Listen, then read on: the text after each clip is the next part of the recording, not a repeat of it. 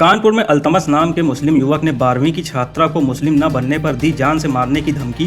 पीड़िता ने वीडियो जारी कर कहा, अल्तमस नाम का लड़का मुझे कई दिनों से परेशान कर रहा है, कह रहा है कि तुम मुस्लिम बन जाओ, अगर ऐसा नहीं किया तो वो मुझे और मेरे घर वालों को मार देगा। वहीं केस दर्ज कर आरोपी की तलाश में जुटी पुलिस। गोरखपुर में मौलाना तजुद्दीन ने शादी का झांसा देकर युवती से किया दुष्कर्म। पुलिस ने यौन शोषण के मामले में वांछित मौलाना को मऊ स्थित उसके घर से किया गिरफ्तार। पूछताछ के बाद उसे कोर्ट में पेश कर भेजा गया जेल। पीड़िता ने बताया कि आरोपी मौलाना पिछले 2 साल से उसके गांव में पढ़ाता था नमाज। अयोध्या में आज श्री राम जन्मभूमि तीर्थ क्षेत्र के पदाधिकारियों और न्यासियों की महत्वपूर्ण बैठक। ट्रस्ट अध्यक्ष महंत नित्य गोपाल दास महाराज करेंगे बैठक की अध्यक्षता। बैठक में मंदिर निर्माण और परकोटे की वर्तमान स्थिति पर होगी व्यापक चर्चा। बैठक को अंतिम रूप देने की तैयारियों में जुटे ट्रस्ट के महासचिव चंपत राय।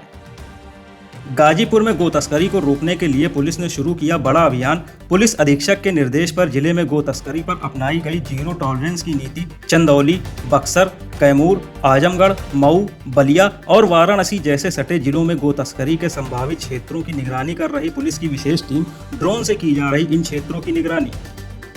यूपी में 107 राज्य मार्ग 10 मीटर तक होंगे चौड़े। लोक निर्माण विभाग ने शासन को भेजा प्रस्ताव। 9,075 करोड़ की लागत से राज्य मार्गों का होगा चौड़ीकरण। सीएम योगी ने योजना तैयार करने के दिए थे निर्देश। मथुरा, अलीगढ़, कासगंज और अंबेडकर नगर समेत 22 जिलों के मार्ग होंगे चौड़े। नोएडा के सेक्टर 123 में प्रस्तावित स्पोर्ट्स कॉम्प्लेक्स और इंडोर स्टेडियम को किया जाएगा रीडिजाइन। कानपुर मॉडल पर बनेगा नोएडा का स्पोर्ट्स कॉम्प्लेक्स। प्राधिकरण सीईओ ने बताया कि प्राधिकरण की एक टीम हाल ही में कानपुर गई थी। वहां टीम ने स्पोर्ट्स हब का दौरा किया। इसी स्पोर्ट्स हब के पैटर्न पर ही यहां इंडोर स्टेडियम को संचालित किया जा सकता है। बकरीद की नमाज को लेकर संभल में पुलिस प्रशासन अलर्ट। जामा मस्जिद समेत प्रमुख स्थानों पर की गई पीएसी और आरआरएफ की तैनाती। एसडीएम वंदना मिश्रा और सीओ आलोक कुमार ने लिया सुरक्षा व्यवस्था का जायजा। सत्यव्रत पुलिस चौकी से भी की गई निगरानी। बागपत की अमीनगर सराय की बकरा मार्केट में जैन समाज के लोगों ने खरीदे कुर्बानी के लिए लाए गए 200 बकरे। इसके बाद लोगों ने बकरों को कस्बे की बकराशाला में भिजवाया, जहां उनका रख रखाव किया जा रहा है। साथ ही जैन समाज के लोगों ने बकरों के भरण पोषण के लिए दिया चंदा। चित्रकूट के महात्मा गांधी ग्रामोदय विश्वविद्यालय में मंदाकिनी नदी के पुनर्जीवन को लेकर महत्वपूर्ण बैठक। इसमें चित्रकूट और सतना जिले के अधिकारियों ने लिया भाग। रीवा मंडलायुक्त बीएस जावेद ने कहा कि मंदाकिनी नदी और कादमगिरी दोनों प्रदेशों की पहचान है। उन्होंने नदी में गिरने वाले नालों को रोकने की कार्ययोजना बनाने पर दिया जोर। लखनऊ के विधायक राजेश्वर सिंह को लंदन में किया गया सम्मानित। यूके इंडिया लीगल पार्टनरशिप संस्था द्वारा मिला सम्मान। जनसेवा और राजनीति में बेहतर कार्य करने के लिए किया गया सम्मानित।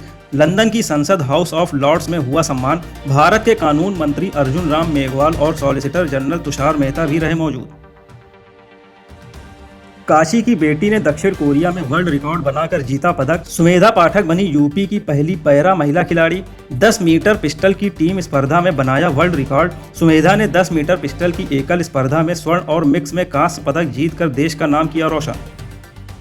लखनऊ विश्वविद्यालय में आचार्य अभिनव गुप्त की प्रतिमा का अनावरण।